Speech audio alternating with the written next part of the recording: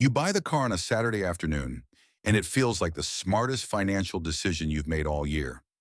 Low mileage, one owner, a price that undercuts every other listing within an hour's drive. You drive it home already rehearsing what you'll tell people who ask how you found it. For a couple of weeks, it's exactly what it promised to be. It starts on the first turn of the key. It's quiet on the highway. You catch yourself feeling faintly superior to everyone who overpaid for something flashier. 3 weeks later, the check engine light comes on.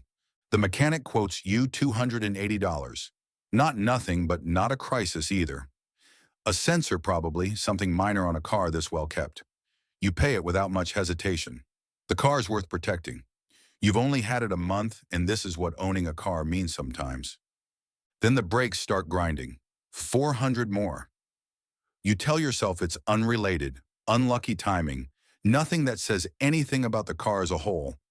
Then the air conditioning dies in the middle of July, and fixing it costs almost as much as the brakes did. Each time the number gets a little larger, and each time, strangely, the decision gets a little easier to make. Not harder the way you'd expect. Why would that be?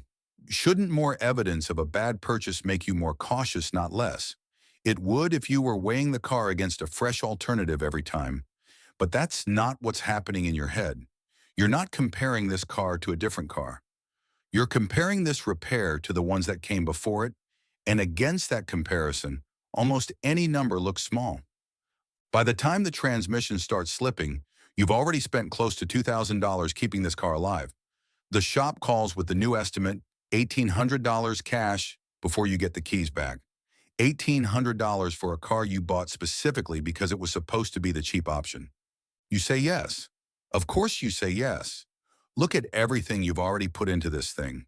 That sentence, look at everything you've already put into this thing, is doing more work in your financial life than almost anything else you tell yourself.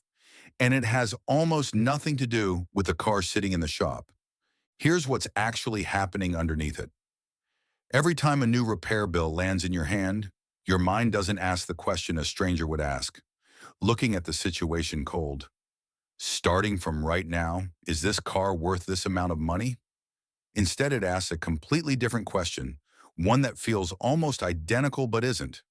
How do I avoid admitting that the money I already spent was wasted? The $2,000 in old repairs feels like it's still on the table, still part of the decision. It isn't. That money is gone whether you fix the transmission or walk away. Spending more cannot unspend what's already spent. It can only add to it.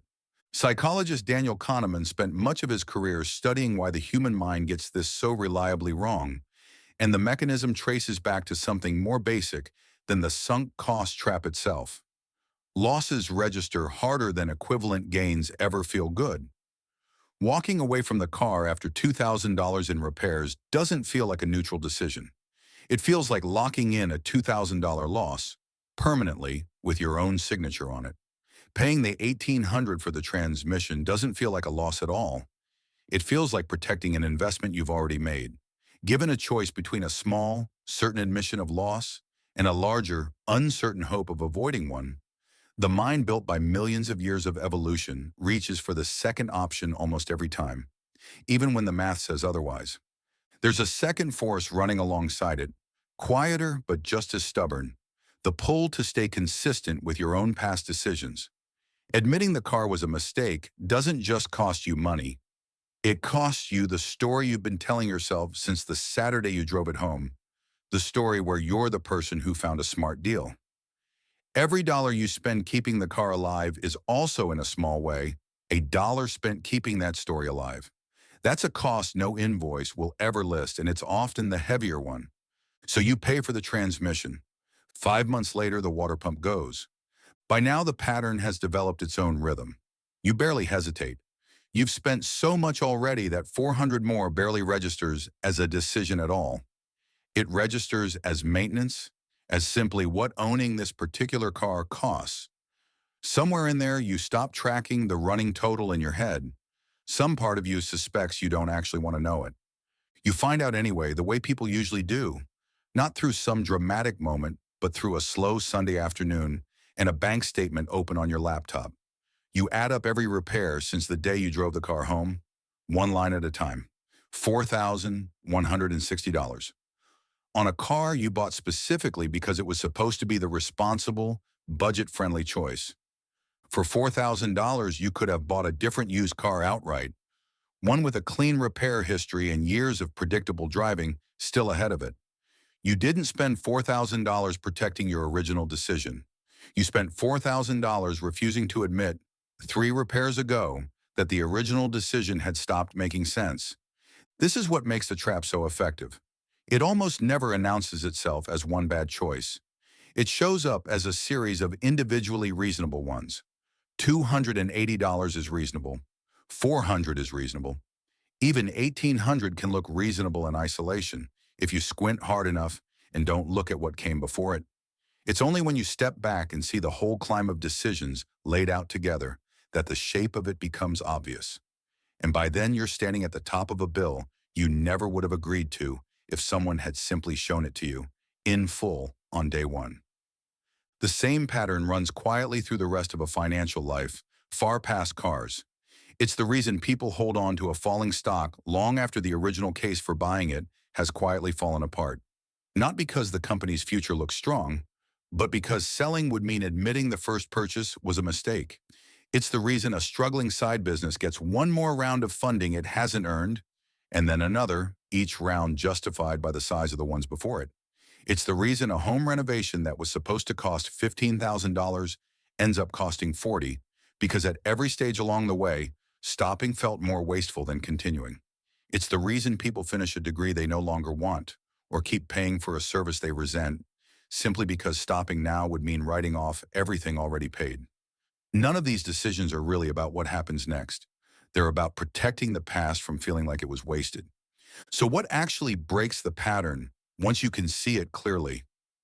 Not more discipline and not simply trying harder to be frugal. That's aiming at the wrong target entirely.